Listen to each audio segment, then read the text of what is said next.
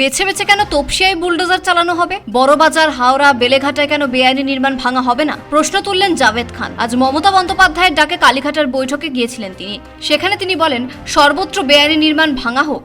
কোথায় নোটিশ, কোথায় সুপ্রিম কোর্টের অর্ডার মানা হচ্ছে, এবং সেই জায়গা আজকে আমি সরকারকে বলবো, যদি সুপ্রিম কোর্টের অর্ডার যদি আপনারা মানেন, তাহলে আপনি দাবি কিরকম করছেন, সংবিধানের উপরে শপথ নিয়ে কি আপনি আইনের কাজ করছেন?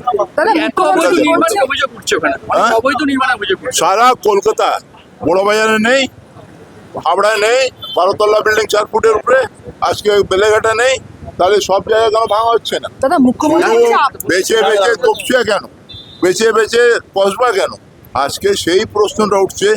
যদি বুকের সাহস থাকে তাদের, অন্য সব জায়গায় ভাঙুক, আমি তাদের সঙ্গে আছি। অবাধ কনস্ট্রাকশন যদি সব থাকে, বাংলা প্রত্যেক জায়গায় ভাঙুক, আমরা সাথ দেবো। তপসিয়ার এক বাড়িতে অগ্নিকাণ্ডের পর বুলডোজার চালায় রাজ্য সরকার। শোনা যাচ্ছে জাভেদ খানকেও এবার নোটিশ পাঠানো হবে। তার 90টা সম্পত্তি বাড়ি রয়েছে, তার বৈধ নথি চাওয়া হতে পারে। আজ জাভেদ খান বলেন, কলকাতায় তার পৈতৃক সম্পত্তি রয়েছে। এই সম্পত্তি 90টারও বেশি। উত্তর দিয়ে দেবো, 90টা হোক, 100 টাকা, আমার পৈতৃক সম্পত্তি অনেক বেশি আছে।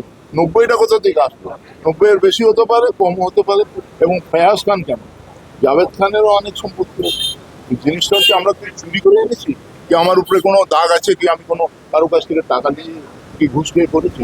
আমার যেটা আছে পৈতৃক সম্পত্তি, বাপ ঠাকুরদাদের সম্পত্তি, আমার রাইট আছে, এবং আমার সব কাগজ আছে, এবং ট্যাক্স পেই শুধু না, ইনকাম ট্যাক্সও পেই করি, এবং তার অন্য কর্পোরেশন ট্যাক্সও পেই করি।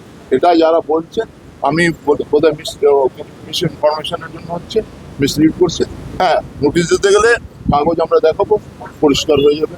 আমার মনে হয় না যেটা কি হচ্ছে ভুল তথ্য দিচ্ছে, তথ্যটা কিন্তু সংশোধন করবার জন্য সরকার বাধ্য। তপসিয়ার ঘটনার পর কেন তিনি যাননি, সেই প্রশ্ন উঠতে শুরু করেছিল প্রথম দিন থেকে। আজ জাভেদ খান বলেন, ইতিমধ্যেই তার বিরুদ্ধে মামলা দায়ের হয়েছে। তিনি ঘটনাস্থলে গেলে দায় চাপানো হতো তার উপরেই। শেখ ইরশাদের রিপোর্ট, পূবের কলম ডিজিটাল।